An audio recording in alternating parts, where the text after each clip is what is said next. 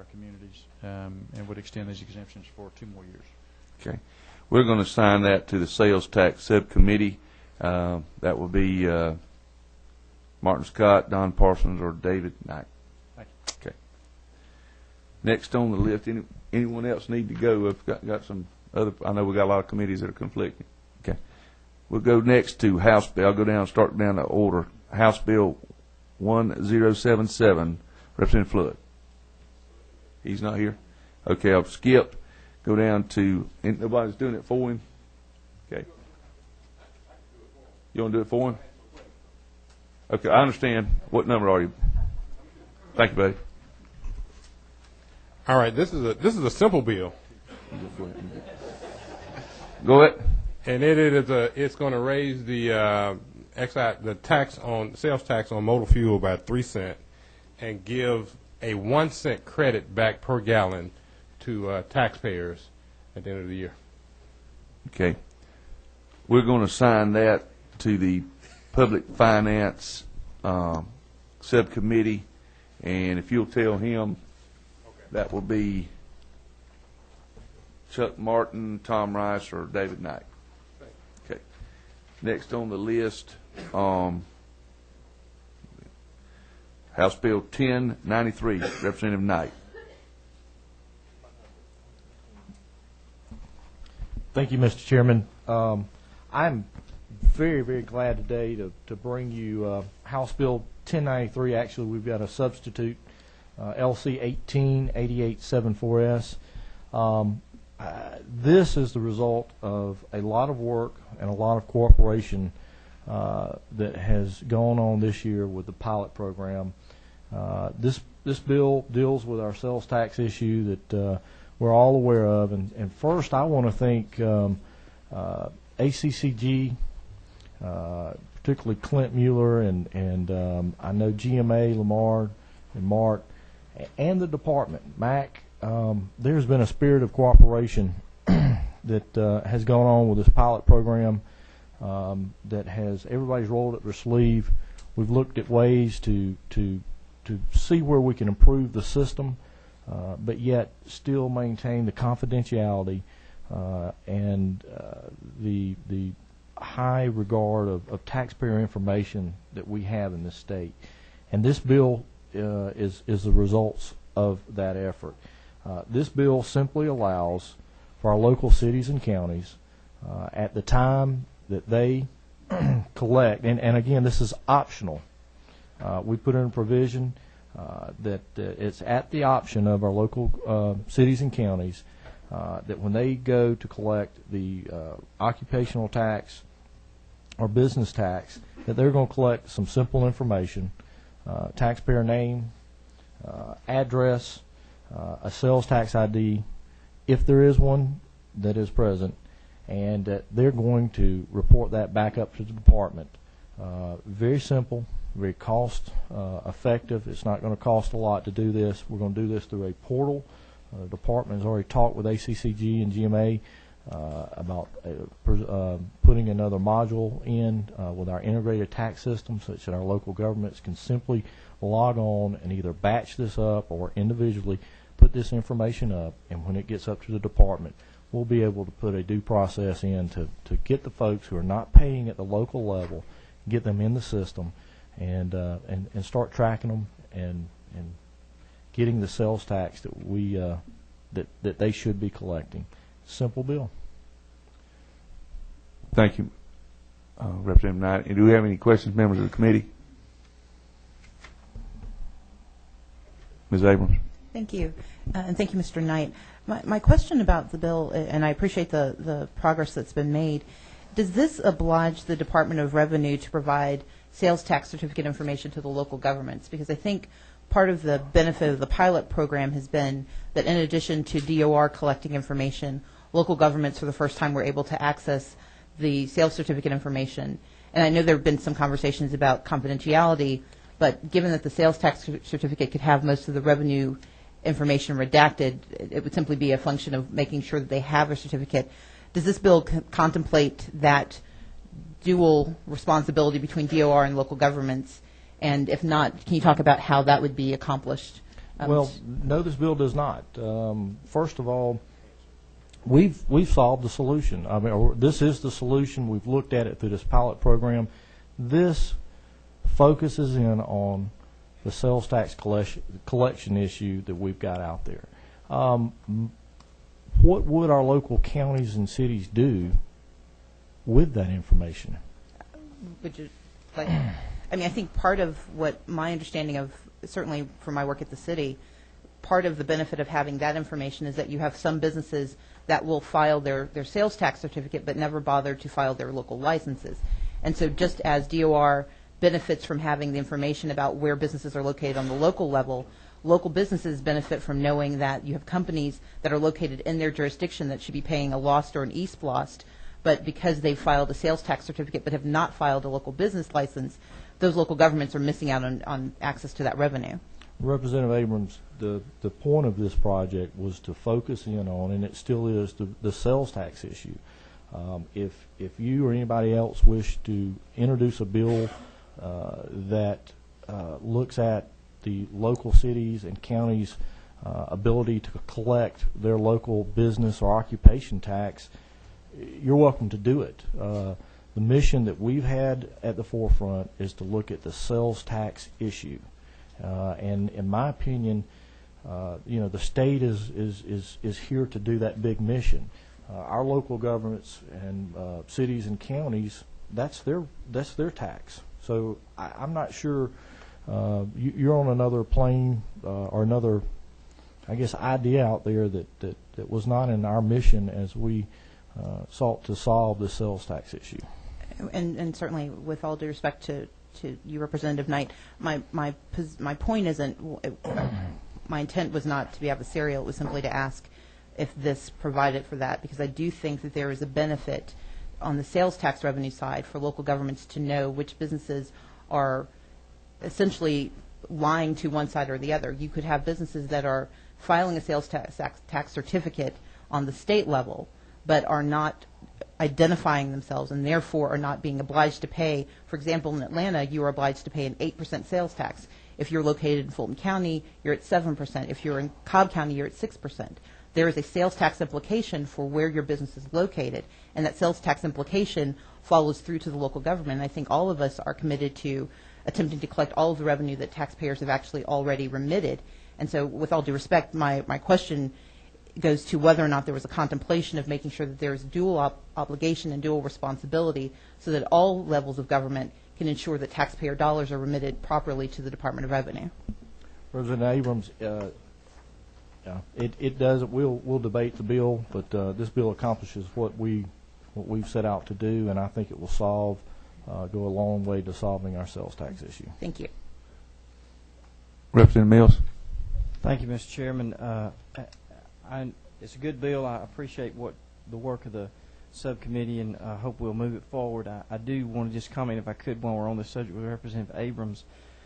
Could we not, without passing a bill or a law, just ask the Department of Revenue to require, when you put your sales tax, when you fill in your sales tax form, a business, to require that local business number, license, or some identifying info that would provide a double check for both the local government and the State Department of Revenue for someone who may be filing their sales tax with the state, but they haven't purchased a local business license. If it was just on the form, that they had to put both on each form, that would solve that. Give you cross-reference.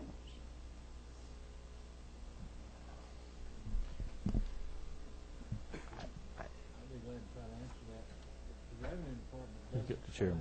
It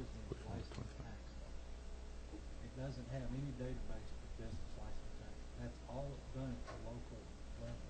Revenue Department does and is absolutely responsible to collect sales taxes both at the state level and the local.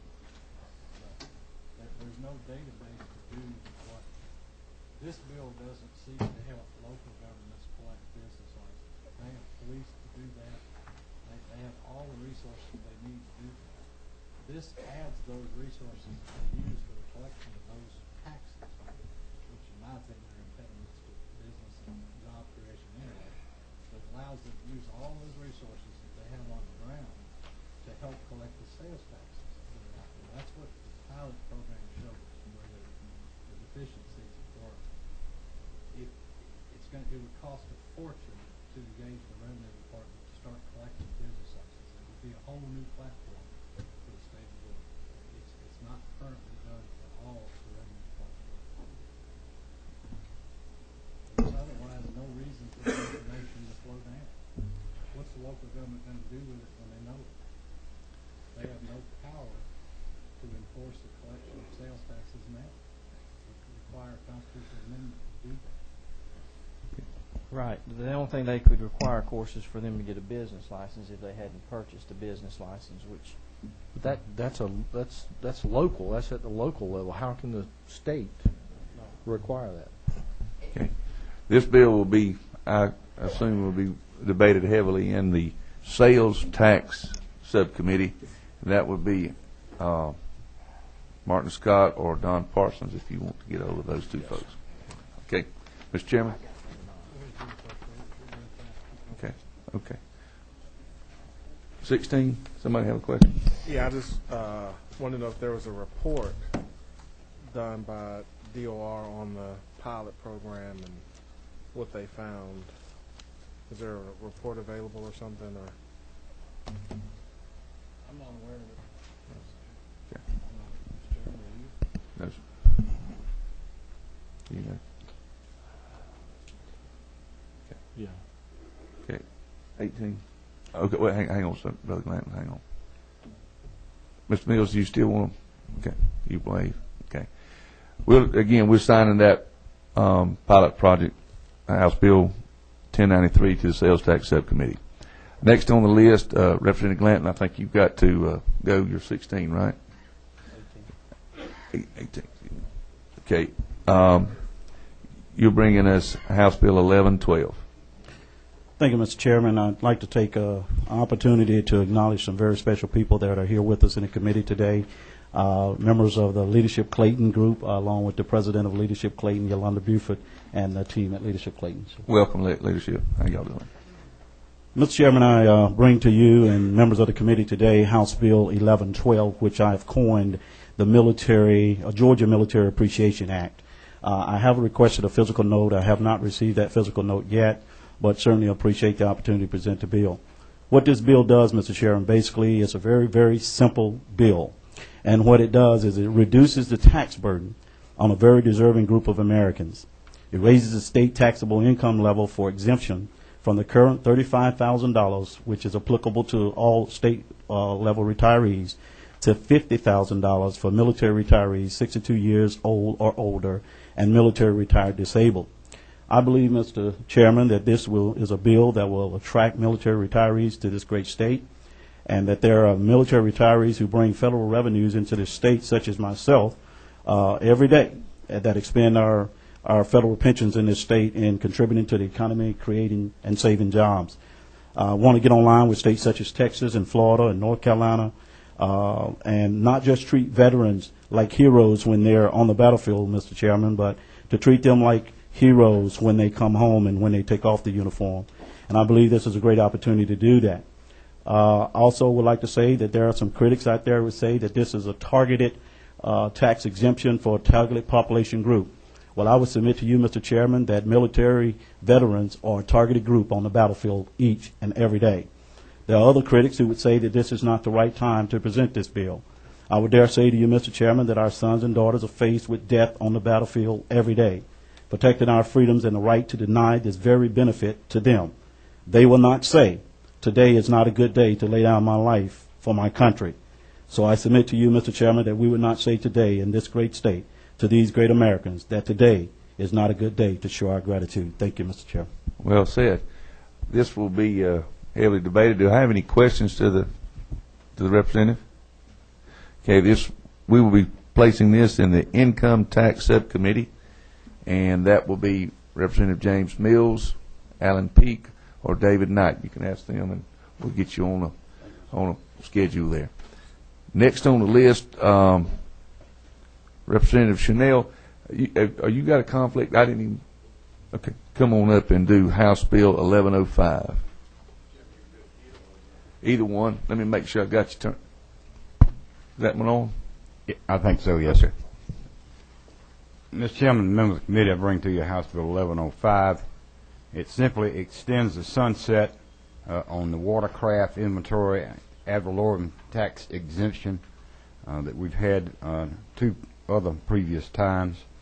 In 2007, there were about 400 boat dealers in Georgia. In the last 2 years, 92 of them have folded up, and the industry revenue has declined 50%. And this simply extends that sunset 2 more years and has a minuscule impact on state revenues. Okay. Any questions of the author? Okay. Representative Chanel will be assigning that to the ad valorem sales tax subcommittee. And if you will, Representative Allen Peake, Roger Williams, and David Knight are our subcommittee chairman. If you will get one of those three, and we'll set you up on the schedule. Thank you, sir. Next on the list, House Bill 1096, Representative Austin. 26. Gotcha. Thank you, Mr. Chairman. House Bill 1096 deals with unidentifiable sales and use taxes. We dealt with this last year with House Bill 181, passed it and it's signed. And to give you a bit of history about it, over 10 years ago, 11 years ago, former Chairman Royal carried the original bill that dealt with unidentifiable local sales and use taxes to remand them back to local governments on a pro rata basis. That sunset in 2007. It did not pass in 2008 due to some procedural things that occurred on the last day of the session, so we put it back in 2009. Leaving 2008 proceeds not being distributed. 2009 proceeds have been redistributed to local governments. To give you an example of how that impacts my local governments in my district, over a $50,000 check and over a $30,000 check were cut to the 2 counties that I represent, which translates into significant funds that help reduce furlough days potentially, or may even save a job. 2008 proceeds have not been distributed, and the verbiage in this bill in H1 deals with specifically 2008 proceeds and how to release them and remand them back to local governments on a pro rata basis. And Section 2 in this iterates that local sales and use taxes are just that and can't be converted to state funds. I'll answer any questions if you have them. Any questions to the author? No questions. We'll be assigning that to the Sales Tax Subcommittee. Again, that would be Representative Martin Scott, Don Parsons, or David Knight. If you check with those 3 gentlemen and see if we can get you on schedule. Thank you, sir. All right. A lot of bills still going, Mr. Chairman. Representative Porter here? I don't see. There he is. I'm sorry. I didn't see you. Come on up. You coming to, which mic you coming to? Either one.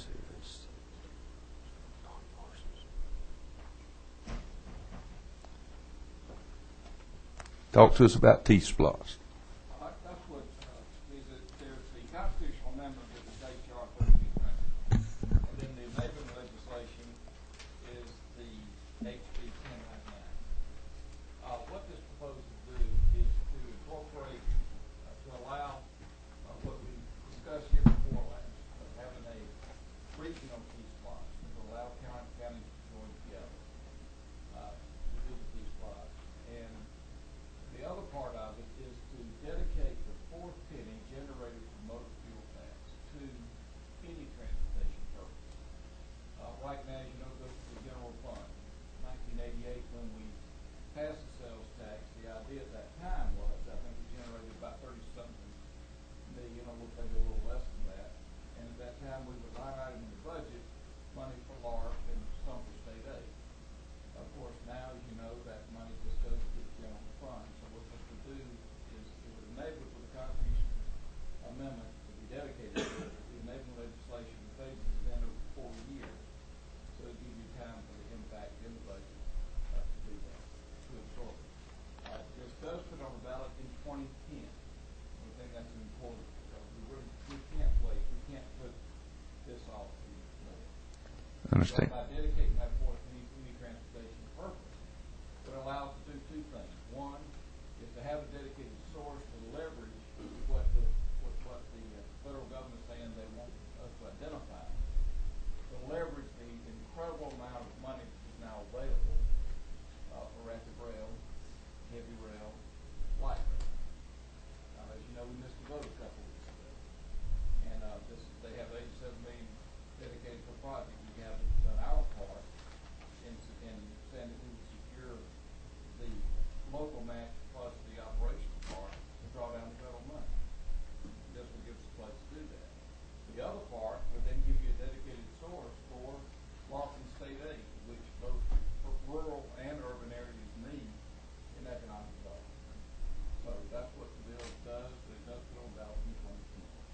Any, I've got the form, and I'll be glad to submit that back.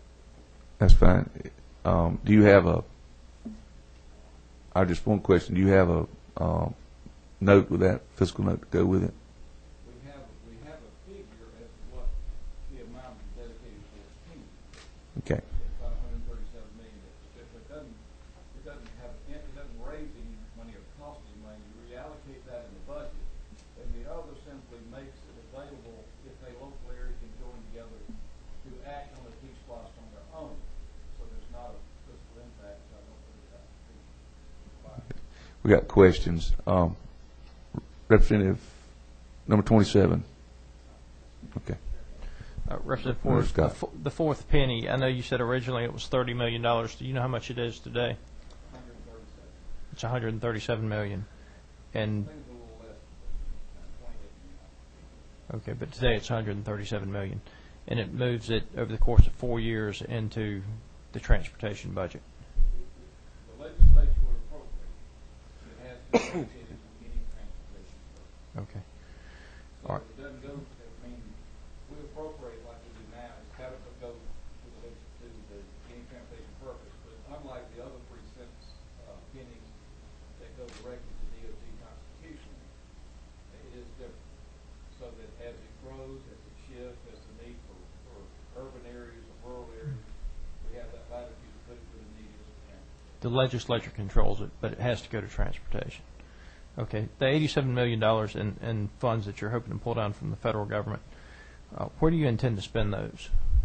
On passenger rail. Where do you? Right now, that's the rail line to, they call it the Lovejoy line, but it actually goes to Griffin, so you gotta go that far to turn the train around. Okay. And so, You know, they applied for another 100 million, but they basically sent out a delegation home until we do something on the next. okay. So it's $87 million to run rail to Lovejoy from downtown Atlanta. I can't remember from where it extends from the airport down. Okay. And who will own that rail? Well, you would lease parts of it, the state owns some parts of the rail, some you would lease from the very north and south. Who would operate it? Thank you. Any other questions? Representative Porter, we look for great debate on this bill. We're assigning it to the Sales Tax Subcommittee. Those subcommittee chairmen are Martin Scott, Don Parsons, and David Knight. If you can check with one of those 3 subcommittee chairmen, we'll get you on the schedule. Thank you, sir. Excuse me. Representative Smith, is he here? She? All I got's. Mr. Chairman, you want to just go ahead and assign this one? It's a sales tax exemption for nonprofit health centers. We're going to be assigning that excuse me, to the sales tax subcommittee. Brother Scott, you're going to be busy, it looks like. Okay, is Representative Powell here? I didn't see him. You want to do it? Okay. We will be signing, excuse me, I'm sorry, that to the, my voice, I'm sorry, to the Ad Valorem Subcommittee, I'm sorry. I'm sorry. House Bill 1082. I'm trying to get my voice back. Okay, got one more, Mr. Chairman. You're going to have to come over and chair because it's mine. Oh, sure. Yes. You want to just do it there? You can just do 21. Chair recognizes the Vice Chairman. Tell us about House Bill 868, please, sir. Yes, sir. In your folders, it will be a substitute for House Bill 868. This has to do with the importance of the single dwelling, of the manufactured single dwelling, manufactured homes here in Georgia.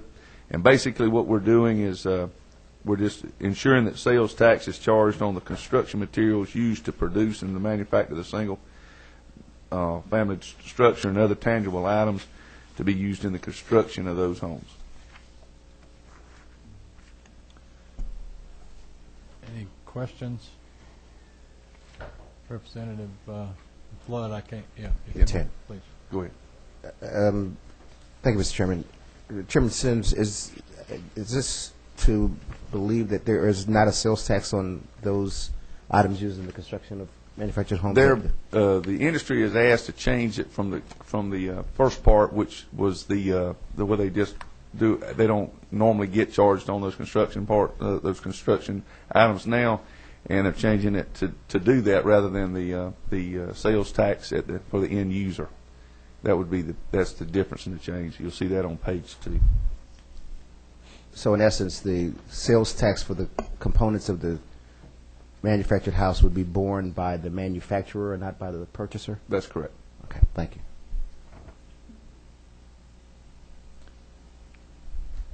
you. Any other questions? We're going to assign that to the sales tax subcommittee. Representative Scott, I hope you're ready down there. Okay. Thank you, Mr. Chairman. I'm going to switch with you next. Is there any other business to be brought before the committee? Any committee member wish to be recognized about any matter? Seeing none, thank you for your service. We stand adjourned.